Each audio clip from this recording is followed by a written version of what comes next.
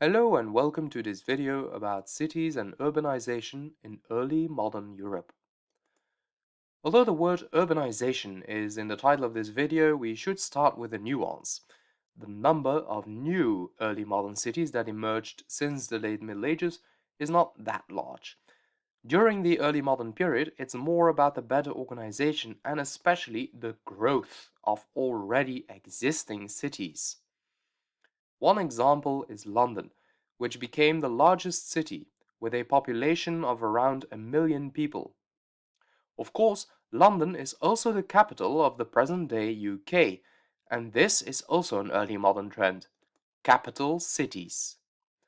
The rise of capital cities had to do with the centralization of governments.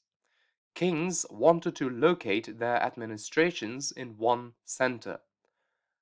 But capital cities were also showcases of the nation's pride, and so governments heavily invested in building projects in their capitals. Now, we've just seen that early modern cities grew a lot. But why did that happen? At first sight, it seems a bit weird because life was much more unhealthy in cities than in the countryside. In case of epidemics, such as the plague, the disease spread much faster in cities, as people lived closer together. Therefore, more people died in cities than in the countryside, and there was more need for migration from the countryside. And this is the big reason for the growth of early modern cities: migration from the countryside. Odd as it may seem, despite the occasional epidemics, people wanted to move from the countryside to the cities. And they had good cause for this. Not only were cities commercial centers and thus full of chances to make profits, but cities also offered many opportunities for education, for jobs, and they had at least a minimum of healthcare. The latter three were provided by three groups: the city government, the local church, and the guilds. Guilds were associations of artisans and merchants who oversaw the practice of their craft or trade. Now, let's step back and zoom in on the opportunities for education.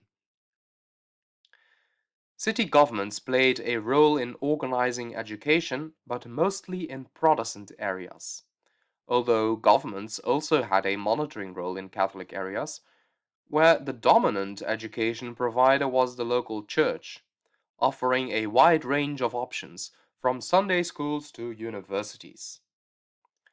Guilds offered professional training. An apprentice of a guild could go and study with a master craftsman, and after producing a so-called masterpiece, could eventually become a master craftsman himself.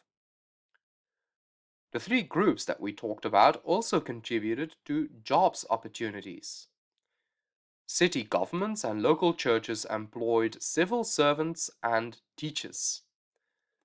Guilds united and protected artisans and merchants, and thus contributed to the local economy. The three groups also provided some basic care services in the cities. Care for the poor and the sick was a responsibility of the city governments and the local churches. The guilds gave financial compensations in case of sickness of a member or in case of the death of a member's relative. The guilds also had almshouses, that is, charitable housing provided to help the guild's members in need. Many people dreamt of living in this city as a citizen, but only a few could make that dream come true. The reason was a city's citizenship became more and more exclusive in early modern times. Cities didn't want to give that citizenship to just anyone who would ask for it. So, how could you then become a citizen of a city? If you were a rich merchant, then you were lucky, because of course cities felt like they could use some rich people.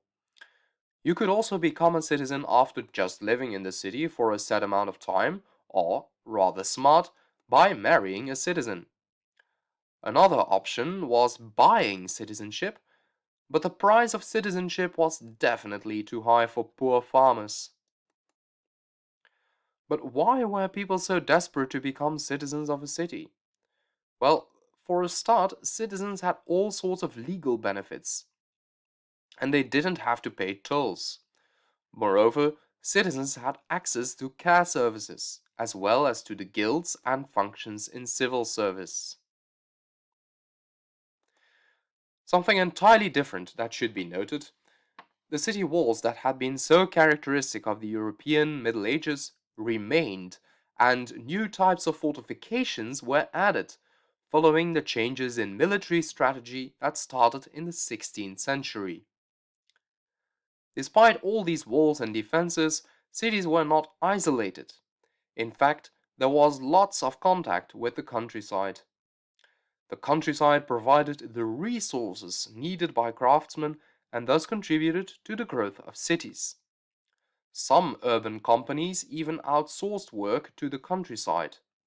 This was an advantage for the urban companies, as workers in the countryside had to be paid less than workers in the city, but it was also an advantage for the countryside, where employment rates increased. A win-win situation, as it were.